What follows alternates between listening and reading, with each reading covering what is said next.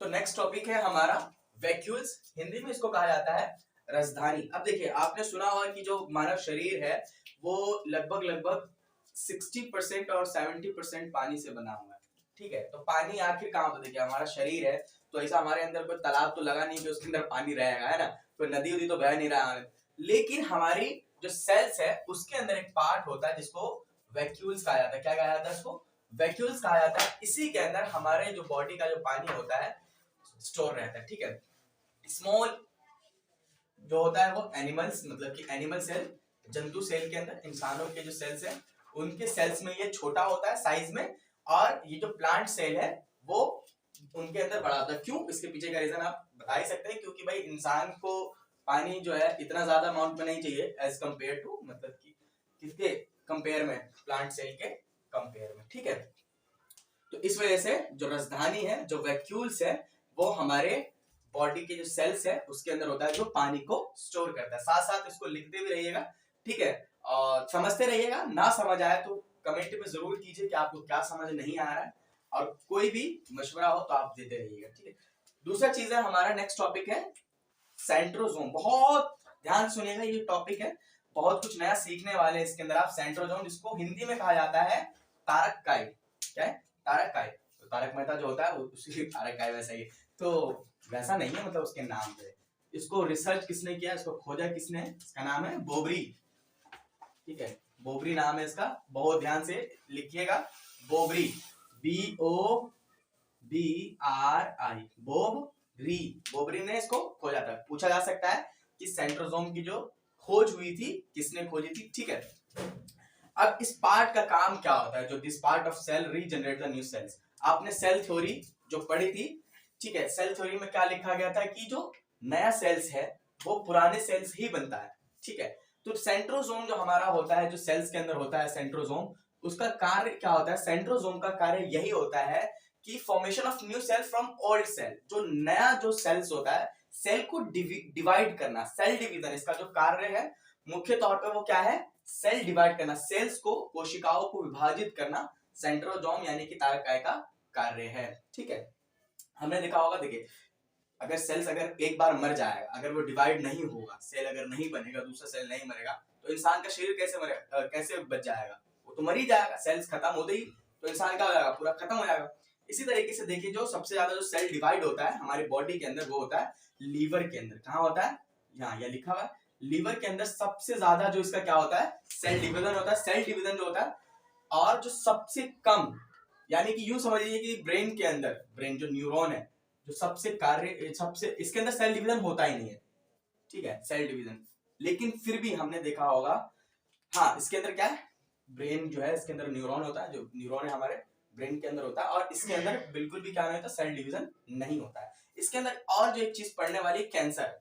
जो कैंसर आप जो सुनते हैं, कर्क रोग जिसको कहा जाता है, कैंसर जिसको कहा जाता है, वो uncontrol cell division in any parts of the, किसी भी पार्ट के अंदर, कोई भी अगर पार्ट है, अगर हमारा हाथ है, यहाँ का अगर सेल सेल डिवीजन बहुत जल्दी से होने लगा, बहुत ज्यादा मात्रा में होने लगेगा, बहुत ज्यादा मात्रा में होने लगेगा, तो वो क्या कॉज कर देता है? वो कैंसर कॉज करता है। क्या कॉज करता है? कैंसर कॉज करता है। आप सवाल पूछेंगे कि भाई ब्रेन के अंदर तो होता नहीं, तो ब्रेन कैंसर कैसे होता है? तो इसके अंदर एक अलग सा सेल पाया जाता है, उसको, जिसको कहा जाता है गाइलियन सेल कहा जाता है, जो 10% होता है सिर्फ ब्रेन सेल के अंदर। ब्रेन के अंदर ये सिर्फ 10% होता है, और इसी के अंदर जो होता है वो सेंट्रोजोम पाया जाता है। गाइलियन सेल के अंदर क्या पाया जाता है? सेंट्रोजोम पाया जाता है। अब गाइलियन सेल के अंदर, उसी के कारण हमारा जो ब्रेन के अंदर जो अगर वो होता है ट्यूमर, जिसको आप कहते हैं ब्रेन कैंसर, जिसको कहा जाता है ब्रेन ट्यूमर, जिसको कहा जाता है, वो किस कारण होता है? गाइलियन की वजह से होता है। जो हमारे सेंट्रोजोम, मतलब गाइलियन के अंदर सेंट्रोजोम होता है, और इस सेंट्रोजोम की वजह से हमारे जो ब्रेन के अंदर है वो कैंसर का। हाँ, तो इससे क्वेश्चन आ सकता है कि लीवर के अंदर सबसे ज्यादा जल्दी सेल डिवीजन किसमें होता है? तो लीवर के अंदर। ठीक है, और किसके अंदर सेल डिवीजन नहीं होता? तो ब्रेन है। लेकिन ब्रेन में एक्सेप्शनल क्या है कि इस गैलियन की वजह से यहाँ पर भी सेल डिवीजन होता है, और इस वजह से क्या कॉज होता है? कैंसर का, यानी कि कर्क रोग कॉज होता है। तीसरा चीज है लाइसोसोम। बहुत अच्छा, हमको अच्छा नाम बहुत अच्छा लगता है, सेंट्रोजोम, लाइसोसोम, प्रोटोप्लाज्म, धनिया पुदीना। हाँ, तो नाम जो है ना सबका बहुत अच्छा लगता है पढ़ने में। लाइसोसोम, इसको किसने ढूंढा है? डी डुबे ने। क्या नाम है इसका? देख लीजिए, नाम नोट करते रहिएगा। किसने लाइसोसोम जो ढूंढा है वो ढूंढा है डी डूबे नाम के व्यक्ति ने। अब लाइसोसोम क्या है, ये बाप बना फिरता है सेल्स के अंदर। देखिए इसके दादागिरी सुनो, दादागिरी करता है सेल्स के अंदर। अब क्या होता है, एटम नहीं, एटम बॉम्ब, इसको परमाणु कहा जाता है। उसी तरीके से ये जो परमाणु है, ये है ना, ये एटम है, क्या जो भी है भाई है, सुसाइडल बॉम्ब कहा जाता है इसको। क्या है, क्योंकि इसके अंदर ना लाइसोसोम हाइड्रोलाइटिक एंजाइम्स, क्या सुनिएगा जरा, हाइड्रोलाइटिक एंजाइम्स जो होता है वो कैरी करता है। हाइड्रोलाइटिक एंजाइम्स का कार्य क्या होता है, अब देखिए कोई सेल्स अगर कार्य नहीं कर रहा है सही से, कोई सेल अगर कार्य नहीं कर रहा है, सेल्स का अगर कोई भी पार्ट हो, जैसे कि माइटोकॉन्ड्रिया है, ठीक है, सेंट्रोसोम है, लाइसोसोम है, कुछ भी अगर कार्य नहीं कर रहा है सही से, तो लाइसोसोम क्या करता है, वहां पर जाकर के उसको सुसाइड कर देता है। मतलब कि वहां पर जाकर के उसको उसके ऊपर हाइड्रोलाइटिक एंजाइम फेंक देता है। हाइड्रोलाइटिक एंजाइम क्या होता है, जिस पार्ट पर वो जाता है सेल्स के, वो उस वहीं पर गल जाता है, ठीक है। और इसको सुसाइडल वेग इसलिए कहा जाता है, जब देखिए कहीं पर अगर आपके जो सेल्स अगर होता है मर जाता है, जैसे कि अगर आपका दरवाजे के अंदर हाथ आ गया तो बहुत सारा सेल्स मर गया, लाखों की संख्या में सेल्स मर गया। तो अब ये सुसाइडल वेग क्या करता है कि अब जहां पर जो सेल्स मरा है तो अब वहीं पे तो उसको रखना नहीं है जिंदगी भर, तो उसके अंदर क्या करता है, वो सुसाइडल बैग जो होता है जिसको लाइसोसोम कहते हैं, वो जाता है उस सेल्स को वहीं पर क्या करता है, ब्लास्ट कर देता है और सुसाइड कर लेता है, अपने आप ही मर जाता है, ठीक है। इसी वजह से इसको क्या कहा जाता है, सुसाइडल बैग कहा जाता है, ठीक है। आरबीसी के अंदर नहीं होता, ठीक है, इसके अंदर भी आरबीसी जो होता है हमारा 120 दिन के अंदर दोबारा बन जाता है। जो आरबीसी जो जब मरता है तो हमारे स्प्लीन के अंदर जाता है, पिलर के अंदर जाता है, तो आप देखिएगा इसका फॉर्मेशन। तो आरबीसी के अंदर क्या लाइसोसोम नहीं पाया जाता है, ठीक है। लाइसोसोम समझ आएगा, इसको सुसाइडल बैग कहा जाता है। ये क्वेश्चन आते हैं कि power house of the cells क्या होते हैं, सुसाइडल बैग किसको कहते हैं, इसको किसने खोजा, उसको किसने खोजा, वगैरह वगैरह, ठीक है। दूसरी चीज है हमारी, और जो नेक्स्ट टॉपिक है हमारा प्रोटोप्लाज्म, इसको नामांकन किया था पुरकिंजे ने, किसने इसका नाम रखा था, यानी कि ठीक है ना, गोलू मोलू आप रखते हैं ना, तो पुरकिंजे ने इसको क्या रखा, प्रोटोप्लाज्म। अंग्रेज था इसलिए प्रोटोप्लाज्म रखा, हम लोग क्या होता तो राजू बंटी टंटी पंटी जो भी था रख लेते।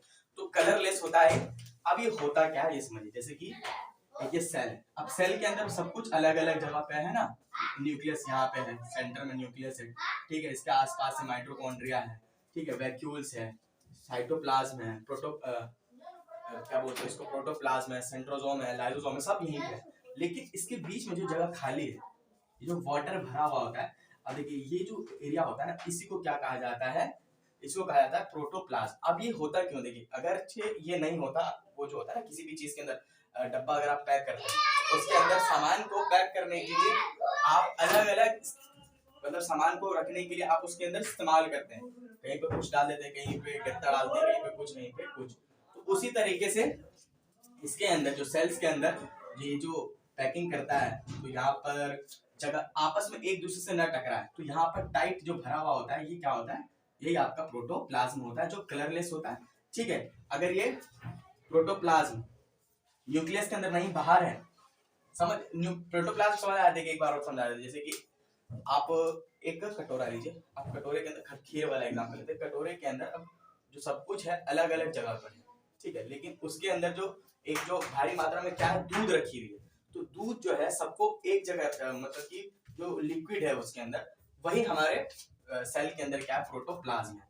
ये जो एक दूसरे से मिलने, जैसे काजू है उसको किशमिश में नहीं मिलने दे रहा है, ठीक है, क्योंकि वहां पे दूध है, चावल है, सब आपस में मिलने नहीं दे रहा। अगर इसे मिल गया तो भाई देखो, अगर सुसाइडल बॉम्ब के पास जाइएगा, अगर क्या बोलते हैं माइटोकॉन्ड्रिया लाइसोसोम से जाकर के मिल जाएगा तो ब्लास्टे मार देगा वो कह रहा है, अगर तुम हमसे बदतमीजी कहते ना, दादागिरी करता है सेल के अंदर, अगर तुम कुछ गड़बड़ी किए, काम नहीं किए सही से, सबको बोलता है कि काम करो सही से, अगर तुम बदतमीजी किए तो तुमको ब्लास्ट कर देंगे, तो आप फिरने थोड़ी देगा, ठीक है, देह में सटने नहीं देगा, वो देह में सटेगा तो ब्लास्टे मार जाएगा। अब ब्लास्ट ना मारने के लिए इसके अंदर क्या लगा हुआ है, यहाँ पर वाटर भरा हुआ है, जिसको क्या कहा जाता है, प्रोटोप्लाज्म। अगर ये प्रोटोप्लाज्म न्यूक्लियस से बाहर है तो इसको साइटोप्लाज्म कहा जाता है, और अगर ये न्यूक्लियस के अंदर है तो इसको न्यूक्लियोप्लाज्म कहा जाता है, ठीक है ना, यहाँ तक समझ आया।